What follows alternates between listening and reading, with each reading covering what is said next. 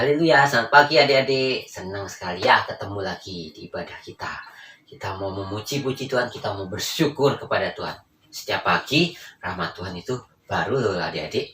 Ya, kita mau nikmati rahmat Tuhan yang baru, berkat Tuhan yang baru. Kita mau pujikan Dia. Tapi sebelumnya, yuk kita mau berdoa dulu.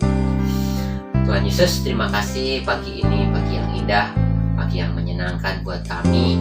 Kami sadar, kami tahu itu semua karena berkat Tuhan Yesus. Itu karena kebaikan Tuhan Yesus buat kami semua.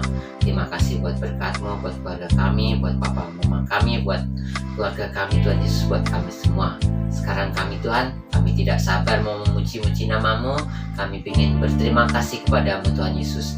Berkati ibadah kami, berkati Tuhan setiap acara yang kami akan lakukan. Terima kasih Tuhan Yesus. Dalam berkat nama Tuhan Yesus Kristus, kami bersyukur. Haleluya. Amin.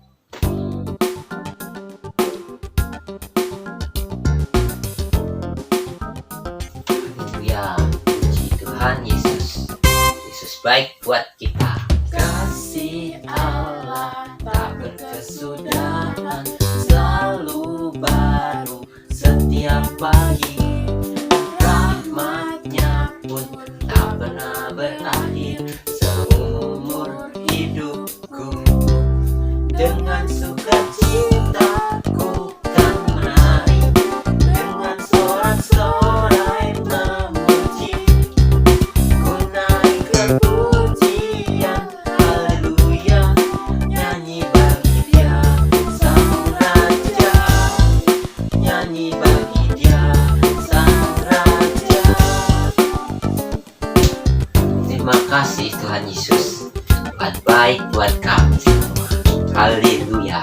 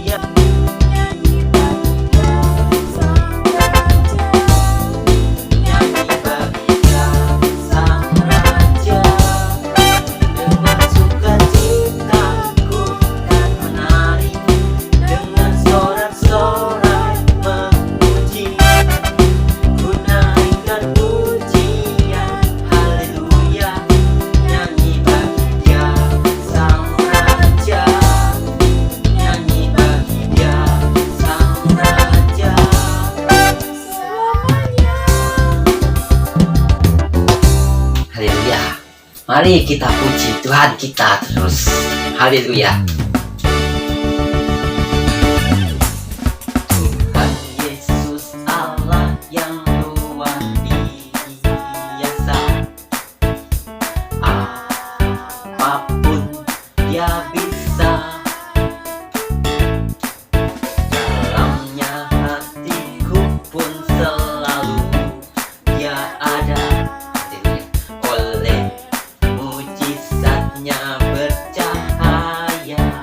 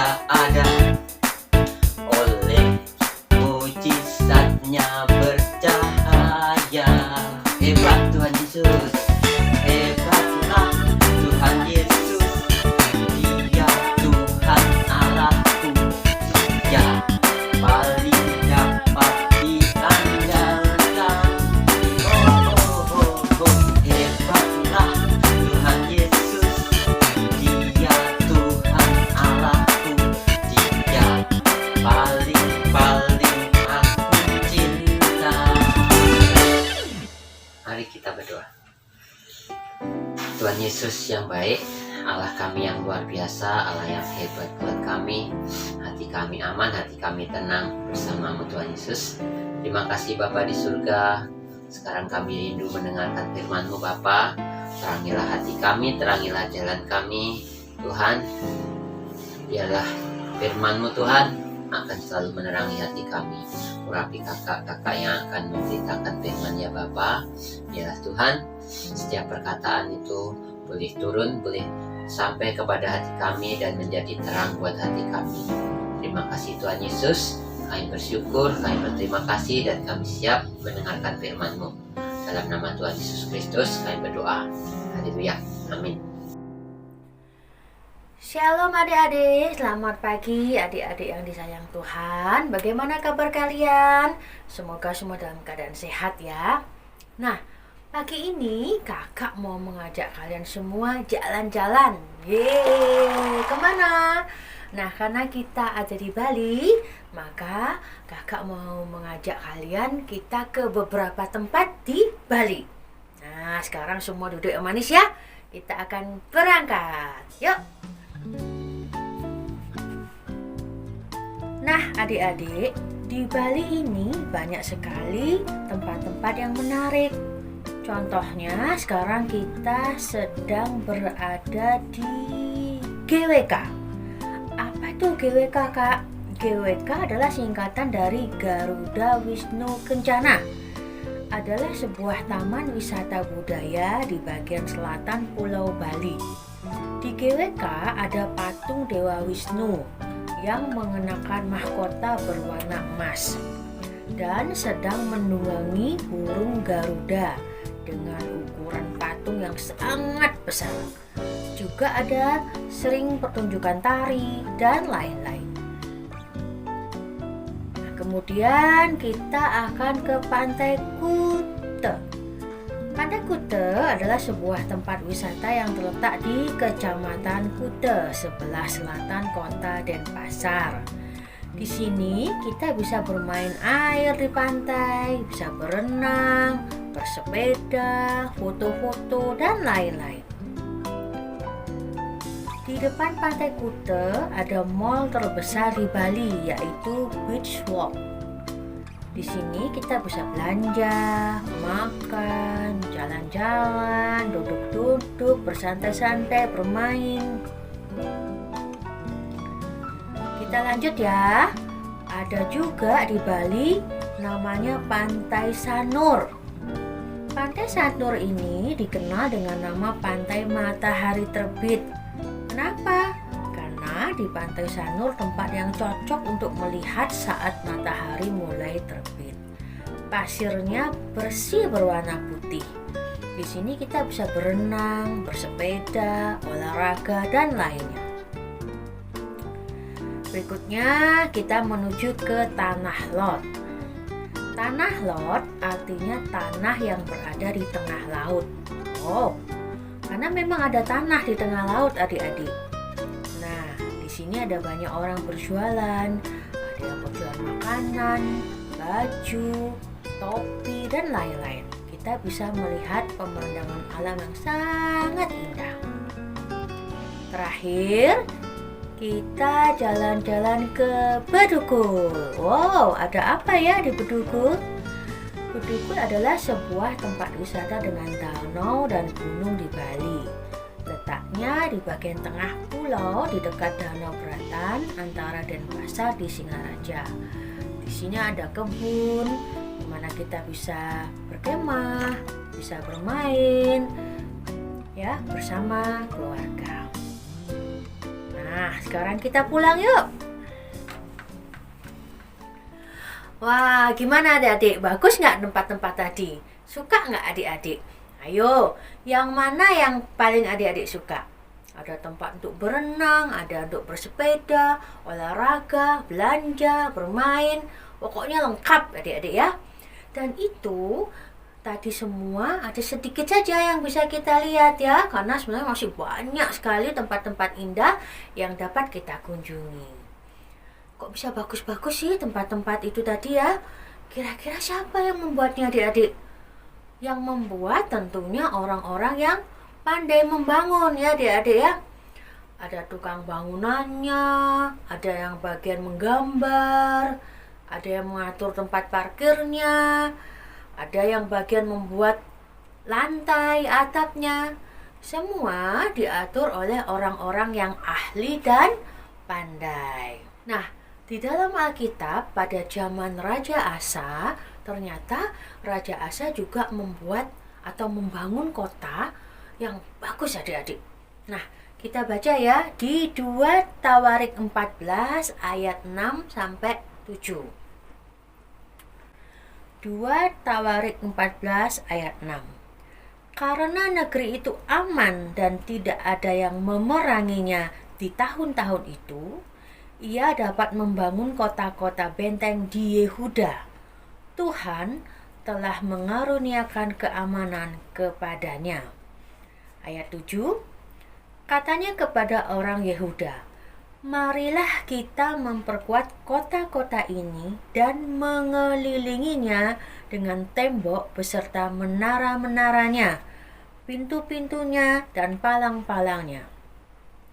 Negeri ini masih dalam tangan kita, karena kita mencari Tuhan Allah kita, dan Ia mencari kita, serta mengaruniakan keamanan kepada kita di segala penjuru.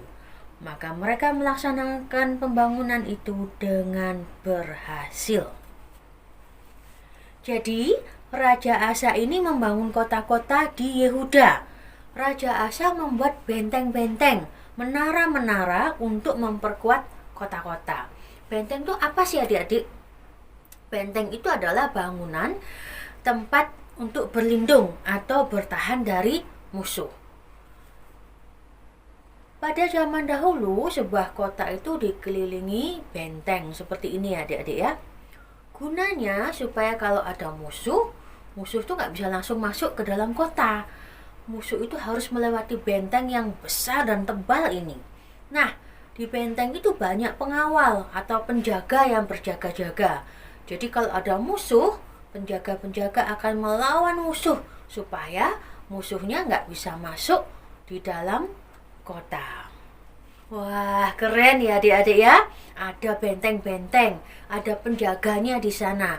Sehingga Raja Asa bisa membangun kota yang ada di dalam benteng itu, ya, dengan tenang. Tidak ada yang mengganggu, nggak ada yang merusak bangunan-bangunannya, ya, nggak ada yang berani merobohkan bangunan di kotanya, sebab ada yang menjaga.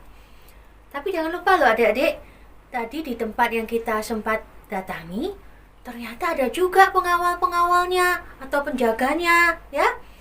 Dijaga dari apa, Kak? Dijaga supaya jangan ada orang jahat yang masuk, jangan ada pencuri atau orang-orang yang mau merusak tempat-tempat tadi. Sebab ada loh orang-orang yang nakal yang merusak tempat-tempat yang sudah dibangun tadi. Wih, kalau tempat-tempat tadi jadi rusak, kita nggak bisa jalan-jalan lagi ya adik-adik ya. Nah, supaya tempat-tempat tadi atau kota tempat kita tinggal ini tetap aman, maka kita harus juga membantu adik-adik menjadi pengawal kota. Jadi pengawal, gimana Kak? Saya kan masih kecil. Masa saya harus jadi polisi? Atau saya jadi satpam? Ya, nggak perlu adik-adik. Kita tetap bisa menjaga kota kita. Dengan caranya apa? Menjaga kebersihan kota, ya. Jangan membuang sampah sembarangan. Jangan merusak atau mencoret-coret tembok, ya. Jangan merusak barang-barang. Nah, bisa kan? Ya. Jadi, pengawal kota atau disebut juga penjaga kota itu sangat penting adik-adik. Pengawal kota menjaga kita dari serangan musuh. Kalau ada musuh, itu pengawal atau penjaga-penjaga itu yang melawan musuh, ya. Kalau ada yang mau merusak kota, mereka yang akan menangkap yang mau merusak itu. Asik ya, ada pengawal, kita bisa tenang. Tapi di dalam Alkitab ada ayat yang bilang begini adik-adik. Kita baca ya. Baca di Mazmur 127 ayat 1. Nyanyian ziarah Salomo. Jikalau bukan Tuhan yang membangun rumah, sia-sialah usaha orang yang membangunnya. Jikalau bukan Tuhan yang mengawal kota, sia-sialah pengawal berjaga-jaga. Loh, maksudnya apa, Kak? Kok sia-sia? Sia-sia itu apa, adik-adik? Sia-sia itu artinya percuma atau tidak berguna ya, nggak ada gunanya. Ayat tadi bilang tak ada gunanya kita membangun rumah, tidak ada gunanya pengawal berjaga-jaga kalau bukan Tuhan yang mengawal atau menjaga kita. Oh, jadi maksudnya bahwa hanya Tuhan yang bisa menjaga kita semua. Bukan karena Pak Satpam, bukan karena Pak Polisi, atau penjaga-penjaga itu ya kita bisa aman ya adik-adik, tapi hanya karena Tuhan yang menjaga. Raja Asa bisa membangun kota karena Raja Asa mendapat keamanan dari Tuhan. Lah kok Tuhan memberi keamanan kepada Raja Asa?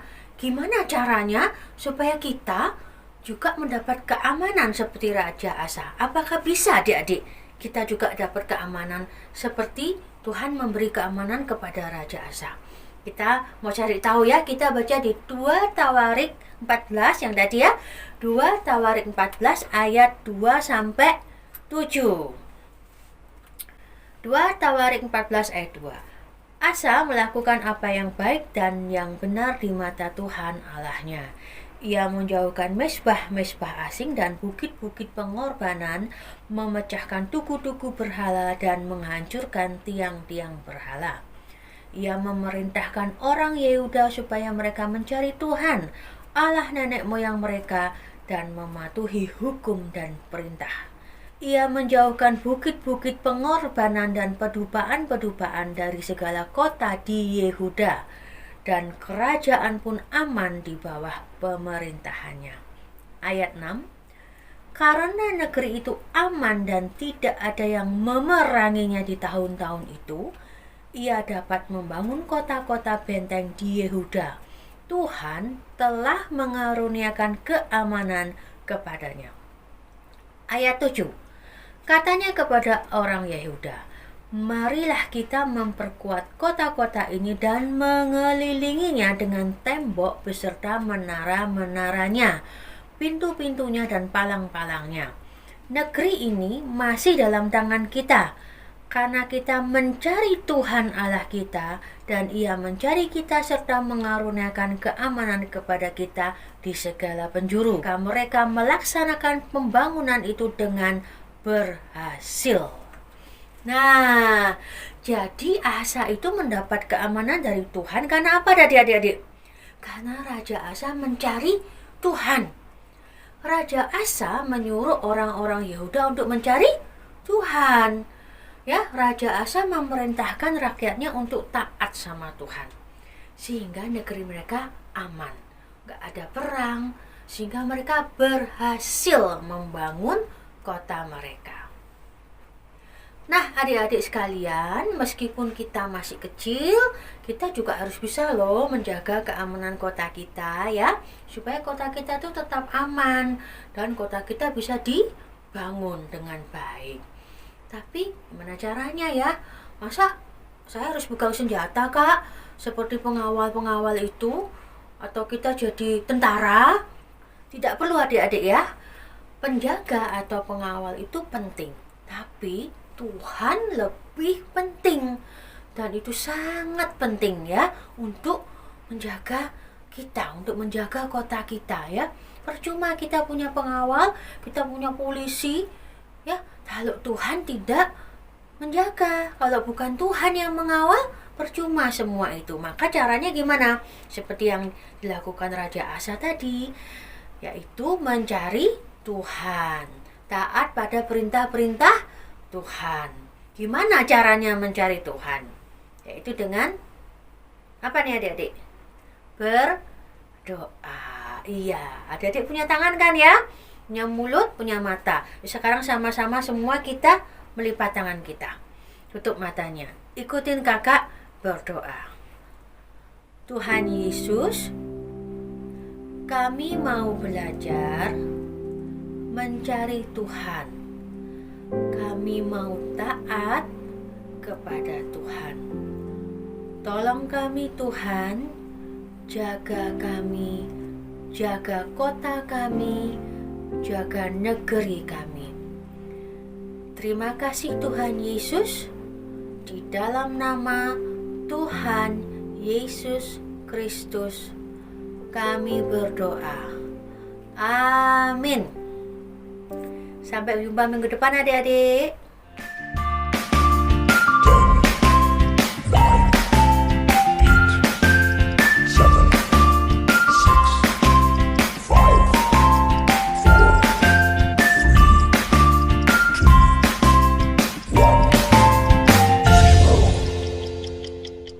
Amsal 16 ayat 32. Orang yang sabar melebihi seorang pahlawan. Orang yang yang menguasai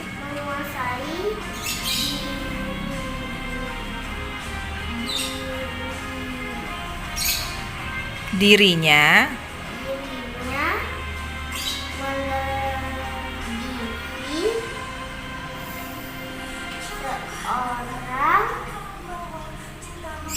yang merebut kota. Amsal 16 ayat 32. Orang yang sabar melebihi seorang pahlawan. Orang yang menguasai dirinya melebihi orang yang merebut kota. Amin. Amsal 16 ayat 32. Orang yang sabar melebihi seorang pahlawan. Orang menguasai dirinya melebihi orang yang merebut kota. Terima kasih. Amsal 16 ayat 32. Orang yang sabar melebihi seorang pahlawan. Orang yang menguasai dirinya melebihi orang yang merebut kota. Terima kasih. Amsal 16 ayat 32. Orang yang sabar melebihi seorang pahlawan. Orang yang menguasai dirinya melebihi orang yang merebut kota. Terima kasih. Amsal 16 ayat 32. Orang yang sabar melebihi seorang pahlawan. Orang yang menguasai dirinya melebihi orang yang merebut kota. Amsal 16 ayat 32. Orang yang sabar melebihi seseorang pahlawan. Orang yang menguasai dirinya melebihi orang yang merebut kota. Terima kasih.